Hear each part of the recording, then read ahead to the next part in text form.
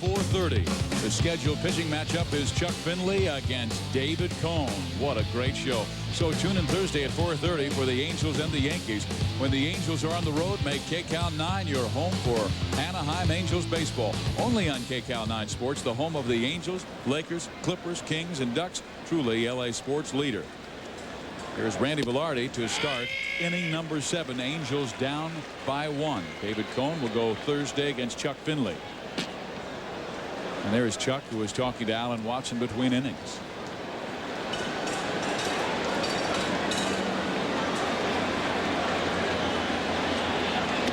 And Jerry, you've talked about that a lot in the past, that you can get so much from your pitching coach, and Marcel Latchman is a great one, but when your peer is a leader like a Jack McDowell or Chuck Finley, that's so much the better.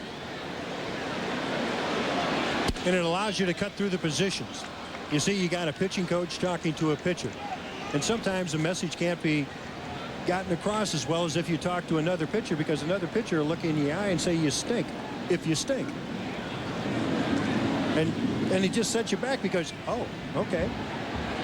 But I think what Finley was doing, if I can read him well, is that Watson comes in with a head of steam, and Finley's thinking, wait a minute, he's pitching pretty well with his head of steam. What can I do to maintain this? So he's agitating him, digging into his ribs a little bit so he can keep him up for this ball game.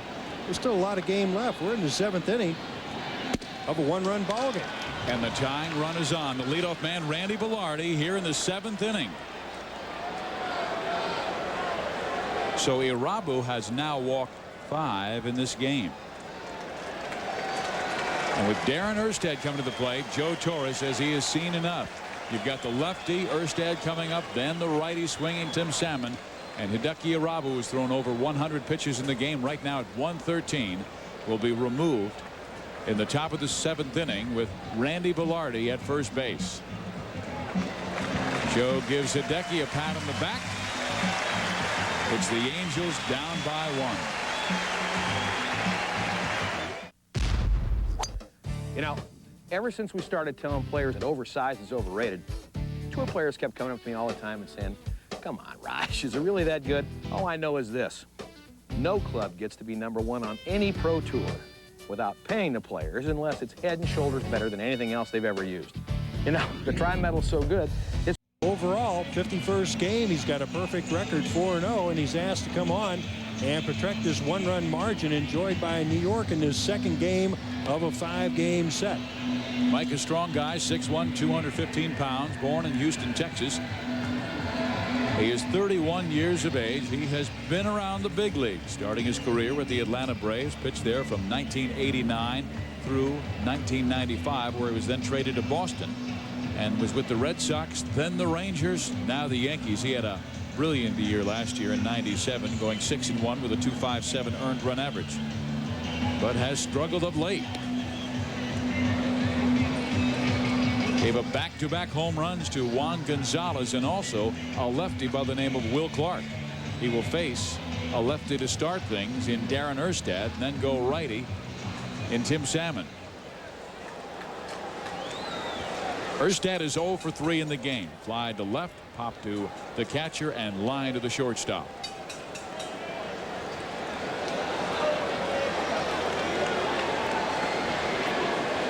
This was the Angels inning last night. The 7th inning. The Angels were down 2-0. And Anaheim scored 5 runs in the top of the 7th inning. It started by Tim Salmon with a double. Garrett Anderson then hit a game-tying home run. Jack McDowell got the win. 2 wins since coming off the disabled list, and 2 important ones against Detroit and against the Yankees. Ball 1.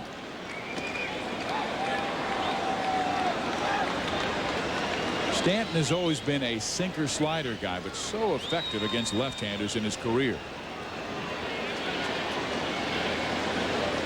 Velarde first base. He represents the tying run.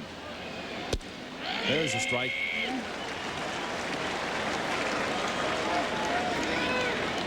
But even though he has been wrecked, as you said, in his last 7 ball games for 14 hits and 10 runs, Joe Torre said, I still have confidence in him. He's my guy. And you got to figure that during the course of the season, everybody in your ball club is going to struggle at one time or another. and you still got to have that same kind of confidence in him. Oh, it gets away. Velarde will go to second base at least. And apparently it was touched by a fan, which means Velarde will only go to second base. Because that is a shame, because the Angels would have had Velarde at third base if the ball just glances off and then goes down the right field line. Then it would have been interesting to see how New York would have played their infield. Here's the throw. Yep, a little bit too much down the line. Tino can't come up with it. Bounces off that restraining wall for the photographers. But once a fan touches it, that puts the ball dead. Velarde goes to second. He's in scoring position. So Erstad wants to pull it, and he does. Down the right field line, base hit. In comes Velarde to tie this game at 4. And Erstad goes to second with a double.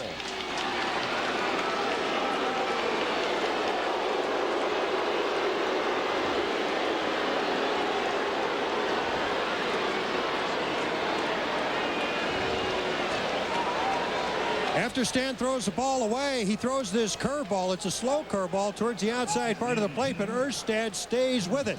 Watch how he goes out over the plate to get this ball. Trying to hit it to the right side to advance the runner. It goes between Martinez and the bag. A double for Erstad, but more importantly, it brings Velarde around to score the tying run. And now Tim Salmon. And Salmon takes a shot at right field with nobody out. He wants to get Erstad at least to third base and quite possibly home. Tim the other day had a situation very interesting against the Toronto Blue Jays. He faced this same situation, Jerry. Nobody out, runner at second base trying to go to right field. And he went to right field and hit a home run 410 feet away. Takes a fastball at the knees. Now Tim behind the count, 0-2. Tim was looking for a pitch out over the plate, something he could use to slap that ball into right field. But slapping the ball into right field for Salmon still is a lot different than a lot of guys you see just trying to advance the runner. He slaps it over with extra base power. Jerry, everything he has moves into a right-hander. His sinker, his slider. Does that make it more difficult to get that ball right side? There are some guys who swear that the pitch on the inside part of the plate is easier to hit the opposite way, Pete Rose, than it is to hit the outside pitch. Salmon pulls this one foul. I guess it just depends on the hitter and the hitter what he does in a particular situation. For Tim, with 2 strikes, he has a tendency to strike out a lot, although his numbers are down just a little bit this year. I would imagine with 2 strikes, if he's got something in his zone, regardless of where it is, he's going to go for it. That means it's in. He's going to pull this ball.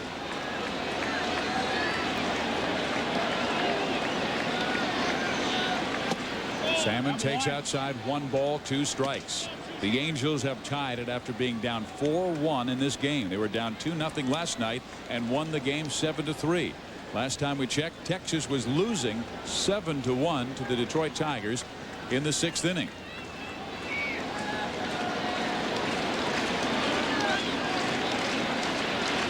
No. 2 balls, 2 strikes. Stanton turned that pitch over, trying to get Salmon to go after a pitch on the outside part of the plate. Misses twice. Now the count's 2-2. You don't want it to go 3-2. So it'll be interesting to see the location of this pitch. You do have first base open. You've got a power hitter with a couple of lefties to follow in both Edmonds and Anderson. And that ball smacked foul again, so it stays 2 balls and 2 strikes. Tim never has gotten a hit in his career against Mike Stanton. 0 for 4. Tim has been hot. Came in the .443 average his last 20 games. Tonight he is 0 for 3, striking out, lining out, grounding out to second.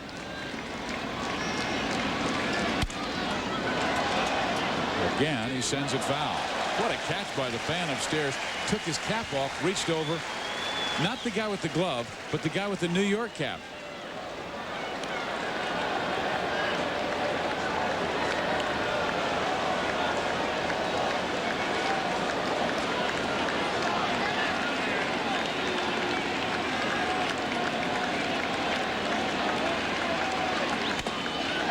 Try to get that breaking ball in there. That was one of those pitchers that I tell you about. When you throw it to a hitter, he sees his pitch, he recognizes it early, and he knows that if it follows the proper trajectory, he's going to drive it. Salmon's eyes, yeah, it got big like saucers. He just couldn't get good wood on it. Fouls it at the plate, so count remains at 2.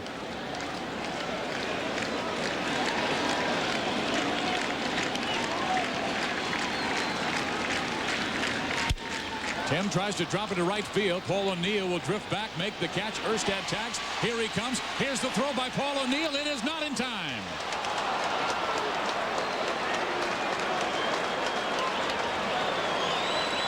That was a gutsy move by Erstad, tagging up on Paul O'Neill, who has a pretty good arm from right field. O'Neill had this play measured perfectly.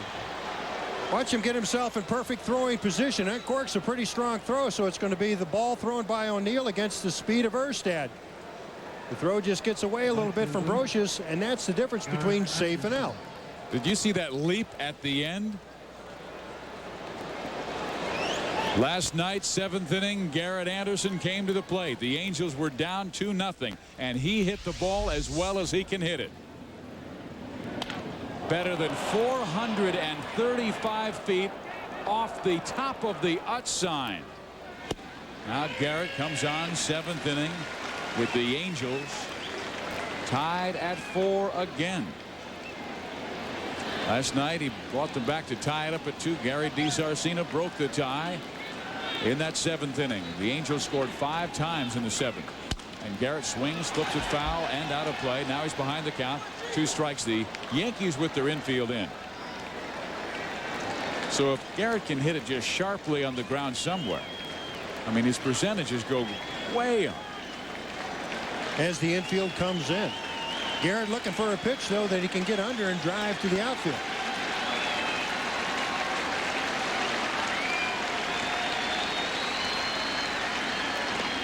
Ooh. He had his hands about halfway from going around, but it's 1 ball and 2 strikes as Stanton was teasing him away.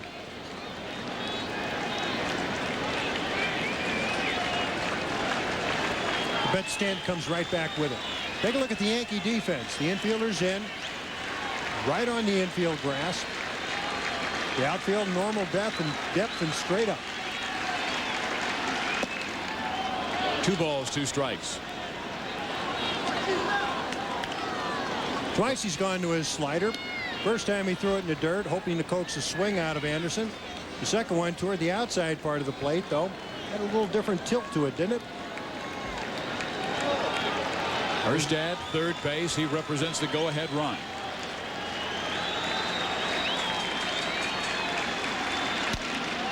Just does get a piece of it. Anderson swung at that pitch like he was looking slider. It's a fastball, but he was quick enough to just make enough contact to stay alive. Doesn't have much of a problem against left-handers, does he? Especially that big home run last night. Hit it off Andy Pettit on a hanging curveball. Big Pen all messed up at third. There's the pitch. Ground ball, base hit left field. Erstad comes home, and the Angels take a 5-4 lead.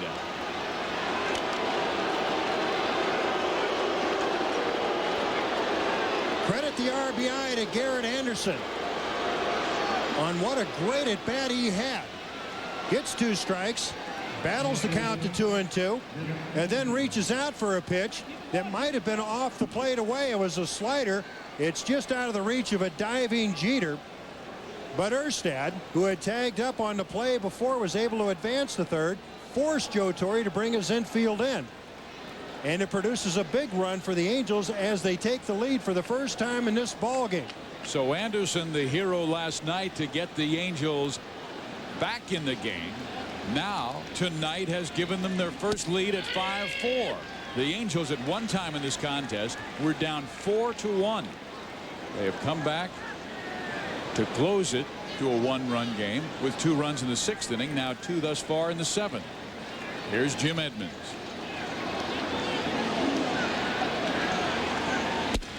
Fastball in there. Well, he's done this to Erstad, getting him 2 strikes on Erstad, 2 strikes on Anderson with no balls. He's done the same thing with Edmonds, and they came through. Much like the situation last night with Andy Pettitte in the 7th inning. 3 consecutive 2-strike counts against Angel hitters. Each of the 3 were able to reach base safely and drive in a run. He did not go around. It's 1-2. And that was the same situation with Anderson. 0-2. He teased him low and away.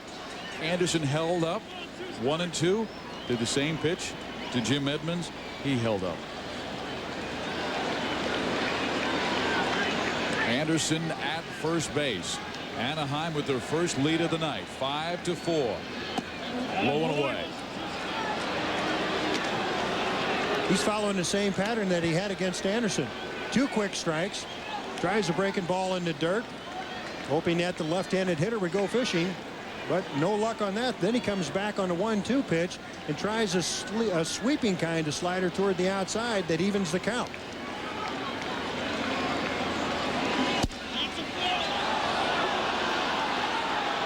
Didn't miss by much. 3 balls, 2 strikes, and this will be the last man that Stanton faces. The Angels will have nothing but righties coming up in Gloss, then the switch hitting Wallback. They have Mike Buddy up in the bullpen. But that's not like bringing up Jeff Nelson. You send Garrett Anderson with 1 out. He goes. The pitch is swung on, fouled back.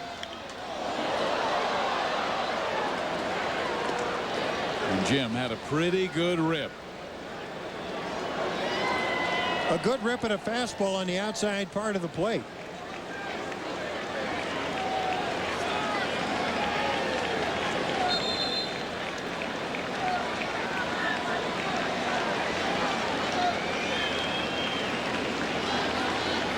Anderson, oh, pickoff move just in time. He was leaning towards second base when he read the move of Mike Stanton. If he takes a bit more of an aggressive lead, he's tagged out on this play. He'd already had his momentum going towards second base and barely makes it back to the bag before Martinez applies the tag.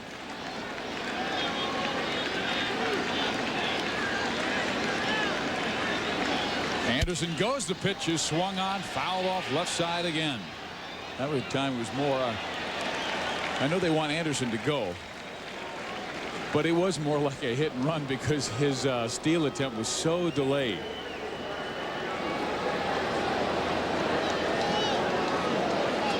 Divide the attention of the pitcher.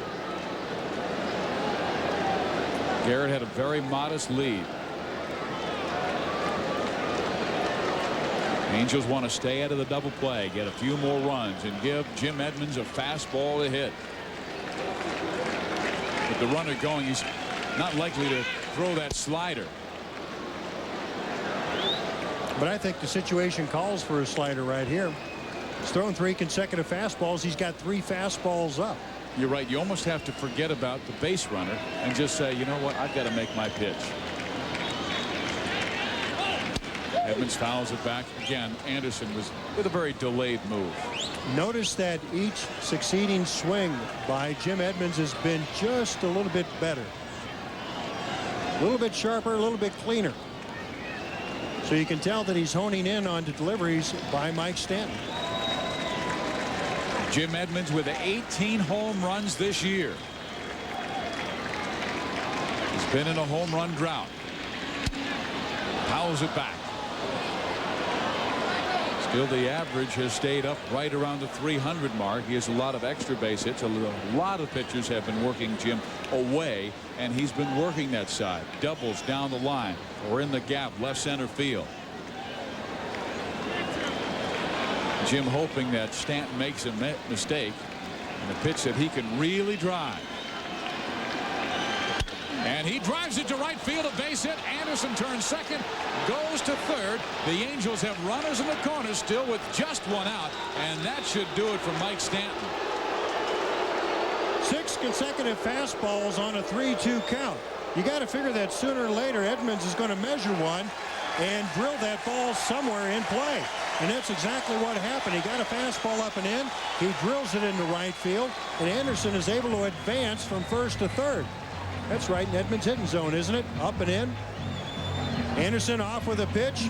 Once he sees this ball goes into right field, he just scoots rather leisurely on over to third base.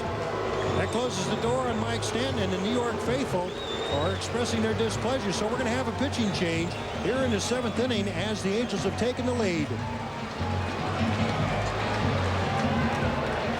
First batter he's going to face coming up is going to be Troy Glaus. Those are the numbers overall for Buddy in his games with the Yankees. But this is normally a time you would find Jeff Nelson or Darren Holmes, but they're not healthy. You see Anderson and Edmonds on the base paths, first and third. Glaus takes one up and in, dusting him.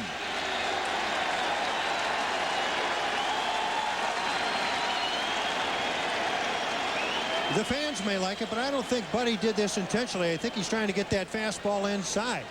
Well, he does exactly that.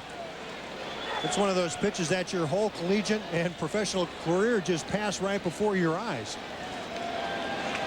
You might remember that Brett Saberhagen brushed him back in his very first major league game. He came right back with a double. Now Buddy misses badly on the outside. 2 balls and no strikes. The Angels knocked him around. Here's an area that is rather soft for the Yankees right now until they get Holmes back. They hope to get Nelson back. Still not sure about Jeff. Runner goes, pitch is taken, throw to second base, not in time. Edmonds with a great slide, slid past the bag and still had time to get his left hand back. So that takes away the ground ball double play.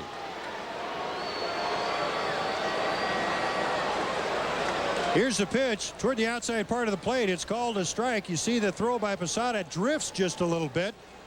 Edmonds, seemingly a pretty good jump. He takes a look over his shoulder. That slows him up just a piece, but he had this base stolen. And then look what happens. He slides past the bag. The Jeter doesn't apply the bag on time as Edmonds is able to retrace that step. And that forces the New York infield to come in for the 2nd time this inning. I wouldn't pitch to Glaus.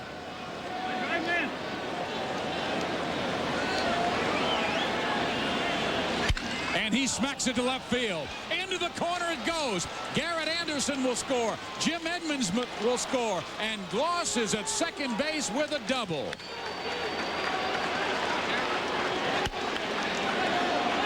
The Angels with a 7-4 lead and another incredible comeback in the 7th inning.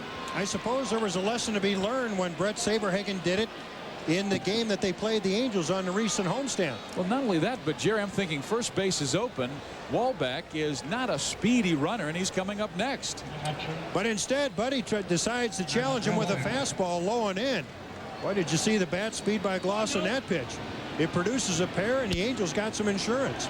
You know, I just figured Glaus is at first base. Wallback comes to the plate. Then your Keystone can play back a little bit, and that will set up the double play.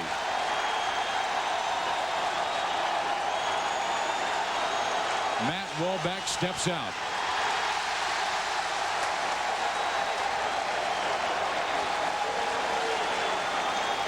The New York Yankees at one time had a 2-0 lead on 2 runs scoring in the first inning. We had a fan on the field, and he's being escorted off, so we'll tell you how the runs were scored. The Yankees took a 2-0 lead in the first. The Angels made it 2-1 with a ground out by Randy Velarde in the third. Then New York took a 4-1 lead and a home run by Paul O'Neill in the third. But Anaheim came back with 2 in the 6th.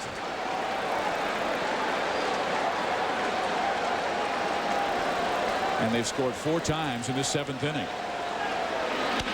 Wallback rounds it foul. That was a big hit by Troy Glaus. Just like in that 7th inning last night. Key hits by Garrett Anderson last night. A home run off Pettit. A key single tonight that produced a run. And Jerry, he has 3 RBIs tonight. Troy now has 16 for the year in 24 games. The ball is in the dirt. Pretty good numbers for a kid who's played a lot in the last calendar year. That's a 108 RBI pace over a full year. We always project all our numbers, don't we? That's the nature of things now, isn't it?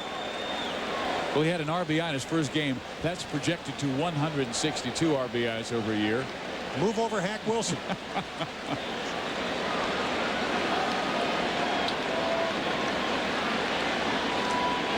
Wallback rifles it to right field, base hit. Bloss had to check to make sure he made the play, and O'Neill brings it in so Troy can only make third base, but still only 1 out.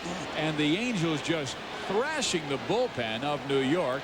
First Mike Stanton, and now Mike Buddy. You had talked about the possibility of walking Bloss with runners on second and third. If that had been the case, that would have produced a couple of runs as Wahlbeck hits a line dart into right field. But because Paul O'Neill got a good read on this ball and charged it, Bloss at second couldn't get a read on it himself, so he had to hold up midway between second and third and advance only after he saw that ball hit the dirt. Now Graham Lloyd is warming up in the bullpen, so what we will likely see is Mike Buddy pitching to Gary DiSarcina, and then they could bring Graham Lloyd in to face Orlando Palmeiro. The Angels would have options then, unless they're comfortable with this 3-run lead, because they'd like to leave. But what they could do is pinch hit Todd Green and send Reggie Williams out to left field. You're beginning to think like a manager, and that scares me. Look at that. Green gets up, told him to get a bat, Get loose. get himself.